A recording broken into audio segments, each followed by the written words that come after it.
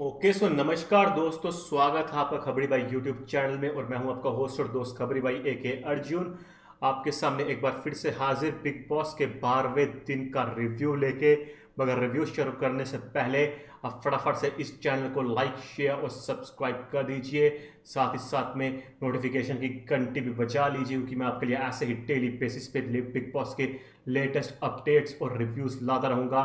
तो भैया अब रिव्यू शुरू करते हैं। तो भैया आज था 12वां दिन और घर में हुआ एक नया टास्क, जिसके साथ हुआ नया बवाल और कुछ नया धमाल। तो भैया दिन की शुरुआत हुई the big picture theme song से, जो कि है कलर्स का आने वाला शो जिसे रणवीर सिंह होस्ट कर रहे हैं। तो जिसके बाद जो था विशाल कोटियान भाई जो थे वो काफ़ी ज़्यादा उत्साहित दिखे। उन्होंने कहा हमारे लाला का गाना बजा दिया, थैंक यू बिग बॉस। इसका मतलब है कि विशाल कोटियान भाई जो हैं वो हूबहू सिर्फ रणवीर सिंह जैसे दिखते ही नहीं है, बल्कि वो रणवीर सिंह जो है उनसे काफ़ी ज़्यादा इंस्पायर्ड भी हैं।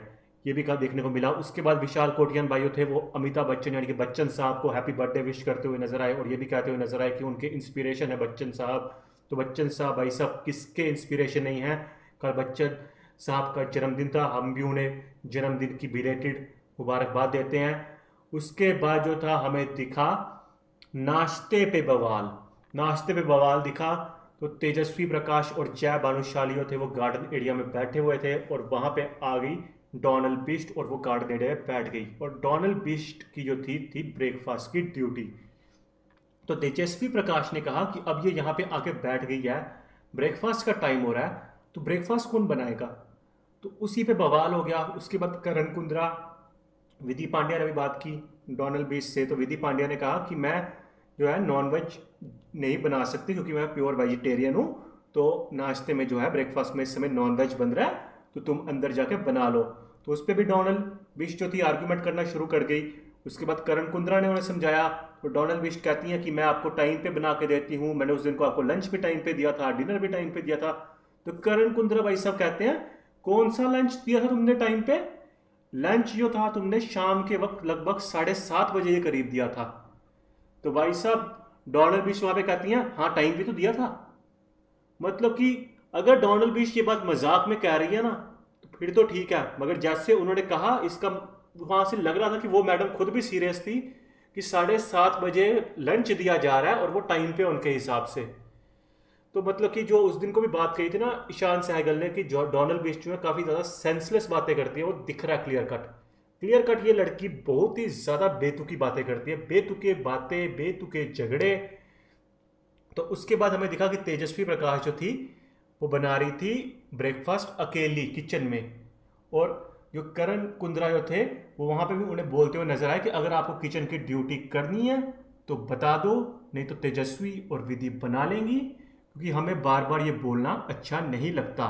और तेजस्वी ने भी वहां पे ये कहा कि किचन में खाना बनाने का मतलब ये नहीं है कि आप खाना कौन अच्छा बनाता है। किचन में खाने बनाने का मतलब ये है कि आप क्या कंटिन्यूटी रख सकते हो, क्योंकि आपको परसिस्टेंस रख सकते हो कि आपको किचन की जो ड्यूटी है वो दिन में 3 वक्त करनी पड़ती है। It is the hardest duty in the big boss house. कई लोग कहते हैं, मैंने हर सीजन में देखा है, किचन संभाल लिया, किचन संभाल लिया, किचन संभाल लिया, किचन में रोटियां बेल ली, ओह रोटियां पका पका के बिग बॉस जीत गई, रोटियां पका पका के बिग बॉस जीत गया। भाई साहब जो इंसान 3 वक्त किचन में खड़े होके सबको रोटियां बेल के खिलाता है ना, उसको पता होता है उसकी क्या हालत होती है। तो जो लोग ये जो कहते हो ना रोटियां बेल बेल के, रोटी रोटी विनर, रोटी विनर, रोटियां एक दिन अपनी मम्मी को बोलो घर में आराम करे और 3 वक्त किचन में खड़े होकर रोटियां बेलो, पता चलेगा क्या हालत होती है। जो मोहतरमाएं दिन में 3 वक्त का खाना बनाती है ना, उनको छत छत प्रणाम है मेरा, क्योंकि बहुत मेहनत का काम है, बहुत मेहनत का काम है। तो भैया सैल्यूट और महिलाओं का। तो उसके बाद ये मामला हो गया। उसके बाद जो थे हमारे गोरिल्ला भाई साहब आए, उन्होंने स्क्रोल वगैरह दिया, टास्क स्क्रोल वगैरह दिया। तो उसके बाद जो थी फाइनली बिग बॉस ने टास्क अनाउंस कर दिया। आज का टास्क का नाम था जी डाकू का कब्जा। तो एक तरफ जो थी ये 3 OTT कंटेस्टेंट्स थे जो इन जंगल निवासियों के खिलाफ थे, और जंगल निवासी बने थे डाकू। और डाकुओं में 5 लेवल्स थे, लेवल 1 2 3 4 5। जो 4th और 5th लेवल थे ना, उसमें 5th फिफ्थ लेवल पे थे हमारे मतलब कि लीडर जो थे डाकुओं के, यानी कि गब्बर सिंह, हमारे विशाल कोटियान भाई। और चौथे नंबर पे थी तेजस्वी प्रकाश, उनकी चतुर चालाक लोमड़ी जैसी पत्नी। और तीसरे लेवल पे थे उनके दो बॉडीगार्ड्स, यानी कि जय भानुशाली और कर्ण कुंद्रा। चौथे दूसरे लेवल पे थे हमारे बावर्ची लोग, और पहले लेवल पे थे कैंप के गार्ड्स। तो ये था मामला। आधी चिट्ठी जो थी बिग बॉस ने पढ़वा के सुना दी, जिसमें ये लिखा हुआ था कि ये इनके ये रोल्स हैं कैंप वालों के जो डाकू बने हैं। अब ये जो तीन लोग थे, प्रतीक सहजपाल, शमिता शेट्टी और निशांत भट्ट, 3-5 वाले, इनका रोल था इनमें से हर एक लेवल पे एक एक बंदे को मारना, और जो डाकुओं का सरदार है यानी कि विशाल कोटियान, उस तक पहुंचना और उसको मारना। अगर तो ये जीत जाते तो मतलब कि जो थी, मतलब कि जो जंगल निवासी थे वो अपनी जितनी भी कमाई हुई टाइल्स थी उन्हें भी हार जाते, और अगर जंगल निवासी जीतते तो वो 30 टाइल्स और कमाते।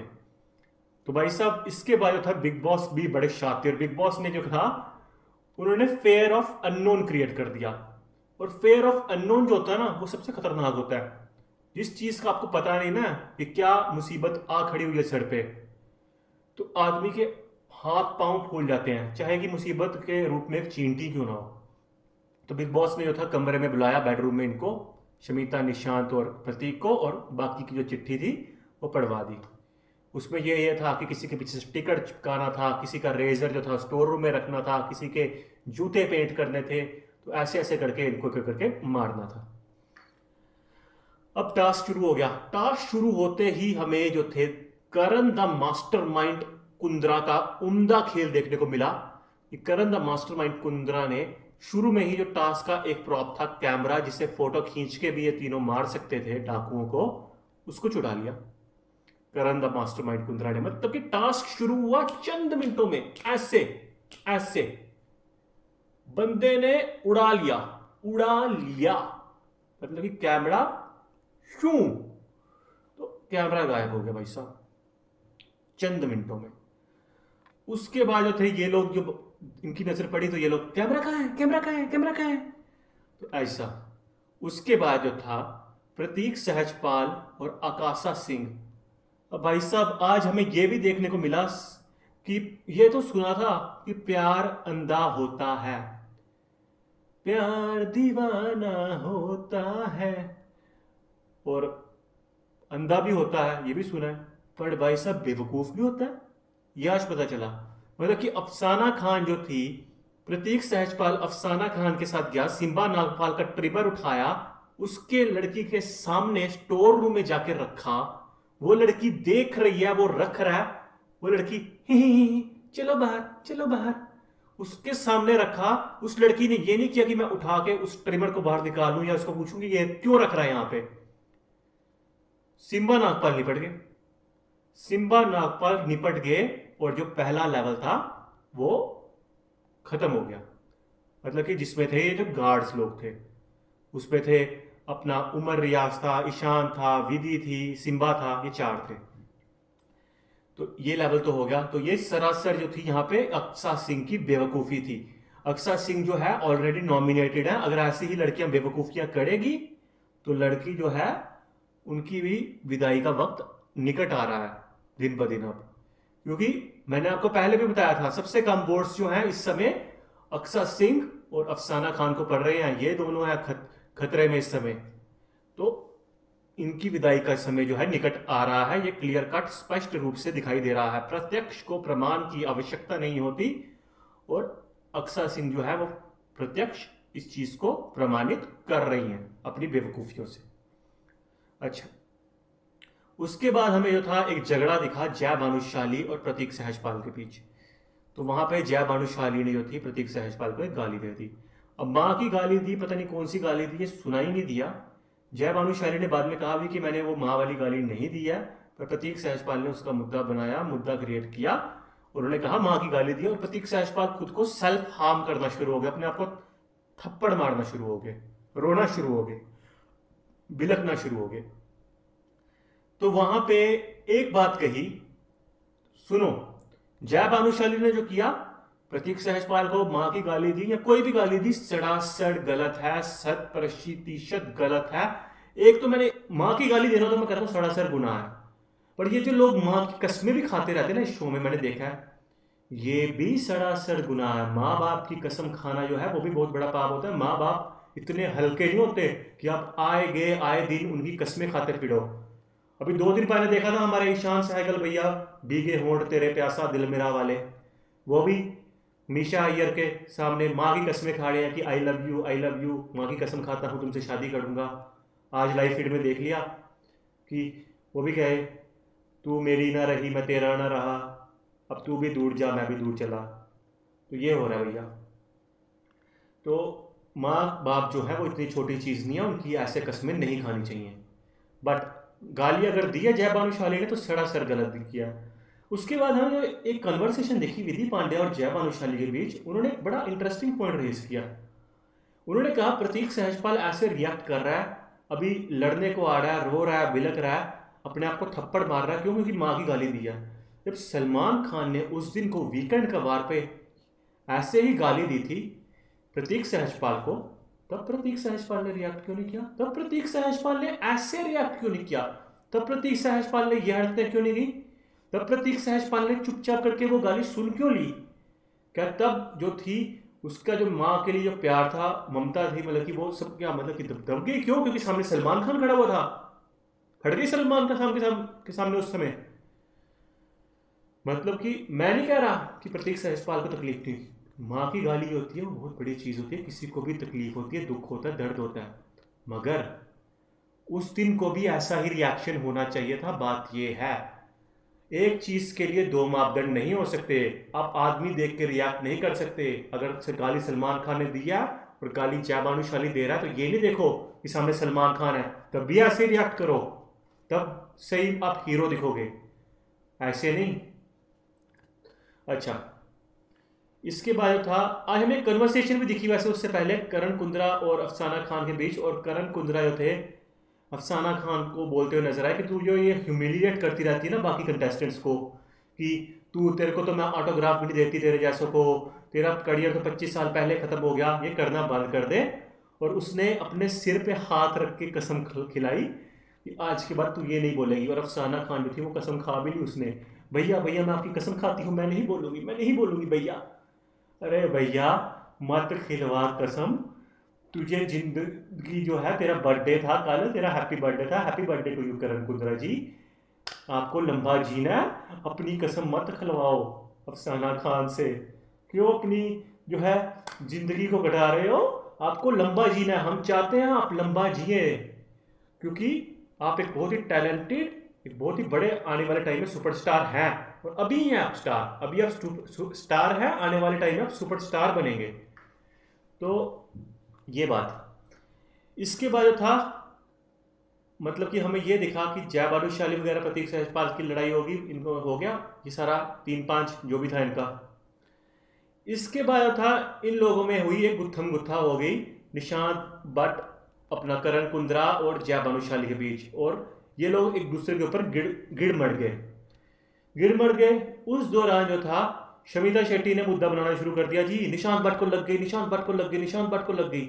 तो तेजस्वी प्रकाश ने कहा लगी तो मुझे भी है, ये देख लो, मुझे भी उन्होंने अपनी टांगे दिखाई कि मुझे यहाँ पे भी निशान पड़े हैं, ब्रूजेस तो मुझे भी आए हैं, तो मैं तो नहीं रो रही, आप ही रो रही हो। निशांत भट्ट वहां पे एक तरफ बैठा हुआ है, वो कुछ नहीं बोल रहा, मगर शमिता शेट्टी जो है उसका मुद्दा बना रही है। अरे मैडम, पहले जो जिस बंदे को लगी है उससे तो पूछ लो कि क्या वो मुद्दा बनाना भी चाहता कि नहीं। आप ऐसे ही बेकार में उसके लिए स्टैंड ले रही हो, जबकि वो वहां पे बैठा हुआ अपना 3-5 कर रहा है। तो ऐसा हो गया।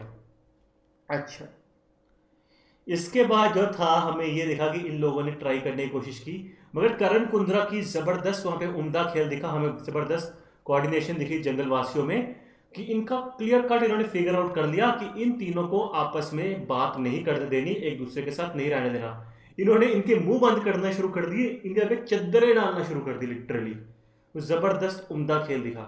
और कहीं ना कहीं प्रतीक सहजपाल, शमिता शेट्टी और निशांत भट्ट फ्रस्ट्रेटेड होते हुए भी नजर आए, जबकि जहां पे आपने देखा होगा क्लियर कट बार बार शमिता शेट्टी बोलती हुई नजर आई निशांत भट्ट को कि हमसे नहीं हो पाएगा, अब छोड़ देते हैं ट्राई करना। तो निशांत भट्ट कहता हुआ नजर आया कि मैं एक तो करूंगा, मैं एक तो करूंगा। कहीं ना कहीं वो भी अंदर ही अंदर सरेंडर कर चुका था, गिव अप कर चुका था वो बहुत पहले। ये गेम जो थी वो बहुत पहले इनके हाथ से निकल चुकी थी। टास्क इतना टफ नहीं था, सिर्फ इनको जो था हर लेवल पे एक आदमी को उड़ाना था। टोटल इनको 5 लोगों को उड़ाना था। टास्क जो था वो इतना टफ नहीं था, बट जो जंगल निवासियों का जो मतलब कि जो गेम प्लान था, उनकी जो स्ट्रेटेजी थी वो बहुत ज़्यादा उम्दा थी। इसके बाद हमें ये दिखा कि प्रतीक सहजपाल जो थे उन्होंने अफसाना खान के पीछे किल्ड वाला जो स्टिकर था वो लगाने की कोशिश की, तो वो स्टिकर उनसे लगा नहीं। तो लगा नहीं, वो स्टिकर जो था आधा चिपका आधा नहीं चिपका था और वो फट गया था। प्रतीक सहजपाल वहां पे बोलते हुए नजर आए, मैंने स्टिकर लगा दिया, मैंने स्टिकर लगा दिया, मैंने स्टिकर लगा दिया। स्टिकर एक्चुअली लगा नहीं था, स्टिकर सिर्फ आधा लगा था। पूरा स्टिकर लगता तो वो दिख जाता। तो वहां पे बिग बॉस ने कहा कि अभी सिर्फ एक ही जो है मतलब कि डाकू की मौत हुई है, वो है सिम्बा नागपाल, और टास्क का जो टाइम रह गया वो रह गया 1 घंटे का। उसके बाद प्रतीक सहजपाल जो थे वो कैमरा में बोलते हुए नजर आए कि मैंने तो बिग बॉस स्टिकर लगा दिया था, मैंने तो बिग बॉस स्टिकर लगा दिया था। वहां पे पीछे जो थी तेजस्वी प्रकाश, वो अपना जो थी नोटंकी करती हुई नजर आई, ऐसे ऐसे ऐसे करके। और वो हाईलाइट ऑफ द एपिसोड था, that was the highlight of the episode. मतलब कि लड़की थोड़ा बहुत एंटरटेनमेंट कर देती है ना, दिख जाती है ना, बस दिल जीत लेती है। बस इतना ही करना तेजस्वी प्रकाश को, ज्यादा नहीं करना है। ज्यादा करने की जरूरत नहीं है, बिल मतलब की लड़ाइयों में ना पड़े। जहां पे जरूरत है वहां पे स्टैंड ले, अपना ये जो एंटरटेनमेंट है कर रही है, सही जा रही है, लड़की शाइन कर रही है थ्रू आउट। अब चाहे कोई माने ना माने, आने वाले टाइम में आपको पोल्स में, यूट्यूब पोल्स में भी दिख जाएगा और आपको और मैक्स में भी दिख जाएगा, क्लियर कट ये दिख रहा है। अच्छा, इसके बाद जो थी शमिता शेट्टी ने जो था एक फाइनल ट्राई मारी। उन्होंने मीशा अय्यर के जो थे जूतों को रंग दिया और उसके बाद हो गई मीशा अय्यर की मृत्यु टास्क के अंदर। टास्क के अंदर मीशा अय्यर की मृत्यु, टास्क के अंदर मृत्यु होगी मीशा अय्यर डाकू की, और एक लेवल और ये पार करके। मगर उसके बाद जो थे करण कुंद्रा और जया भानुशाली ये बाथरूम में जा चुके, क्योंकि अगला नंबर इनका ही था। और वहां पे दरवाजे को पकड़ लिया विशाल कोटियान और तेजस्वी प्रकाश ने, और टास्क का समय ही खत्म हो गया। तो जबरदस्त प्रदर्शन रहा, उम्दा प्रदर्शन रहा जंगल वासियों का। और इसमें जो था हमें सबसे बड़ा जो रोल था ना, वो देखने को मिला करण कुंद्रा का। कि करण कुंद्रा ने ही सबसे पहले कैमरा छुपाया, करण कुंद्रा ने ही इनकी स्ट्रैटेजी फिगर आउट की कि इनकी ये जो है स्ट्रैटेजी, ये मेंटल गेम है, इन तीनों को अलग कर देना, इन तीनों को कोऑर्डिनेशन नहीं बनाने देनी। इस टास्क को जीतने में जो था ना जंगल वासियों के लिए, वो सबसे बड़ा जो रोल था ना, शाइनिंग स्टार, वो था Karan the mastermind Kundra, clear cut. अच्छा, उसके बाद हमें करण कुंद्रा का एंड में एपिसोड में एक सिम्बा नागपाल वगैरह के साथ एक कॉन्वर्सेशन में दिखा, जहां पे करण कुंद्रा ये बोलते हुए नजर आए कि आज का जो फाइट था उसमें जया भानुशाली बिल्कुल गलत थे। और जया भानुशाली को ये पहले भी समझाया गया, वो प्रतीक सहजपाल को इंस्टिगेट कर रहे थे कि मार मार मार, और उन्होंने गाली भी दी, ये गलत था। तो कहीं ना कहीं ये दिख रहा है कि आने वाले समय में एक टकरार होती हुई दिख रही है करण कुंद्रा और जया भानुशाली के बीच में। अभी हाल फिलहाल के दिनों में इस शो में जो एक थ्रू आउट एक स्टार जो चमकता हुआ हमें दिखाई दे रहा है, वो है करण कुंद्रा, करण द मास्टरमाइंड कुंद्रा। ये बंदा फॉर श्योर शॉट फाइनलिस्ट होगा और टॉप 3 में भी खड़ा होगा, ये आप लिख के ले लो। अनटिल और अनलेस कोई और 2-3 कंटेस्टेंट इससे ज्यादा बढ़िया खेल ले, या फिर ये कोई बहुत बड़ा ब्लंडर कर दे, नहीं तो ये श्योर शॉट टॉप 3 में जा रहा है। And he is a potential winner, he is a potential winner, ये बात आप लिख के ले लो। दूसरी तरफ तेजस्वी प्रकाश भी जो हैं वो अपने सही जगहों पे हमें स्टैंड लेती हुई नजर आ रही हैं, अपना एंटरटेनमेंट कर रही हैं, जो भी है बिग बॉस के साथ बेबी बेबी या फिर कैमरा के सामने जो भी कुछ है वो कर रही हैं। लड़की क्यूट दिख रही है, लड़की अपना खेल रही है, हंस खेल रही है, एंटरटेन कर रही है पब्लिक को। तो तेजस्वी प्रकाश भी जो है थ्रू आउट शाइन कर रही है।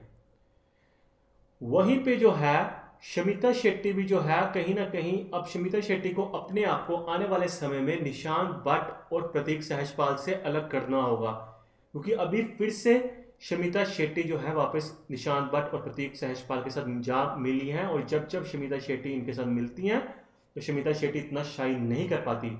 शमिता शेट्टी जब इनसे अलग होती हैं तो Shamita Shetty throughout shine करती हैं। Shamita Shetty is currently on number 2 on the Ormax list, और वो क्वाइट डिजर्विंगली थी, वो डिजर्व करती थी, क्योंकि पहले हफ्ते में जिस तरह से वो कप्तान बनी वो शाइन की। तो शमिता शेट्टी का भी जो है काफ़ी ज़्यादा चांस है, she is a potential finalist for show. तो भाई साहब ये थी थ्रू आउट आज के एपिसोड की कहानी, आपके अपने खबड़ी भाई की जुबानी।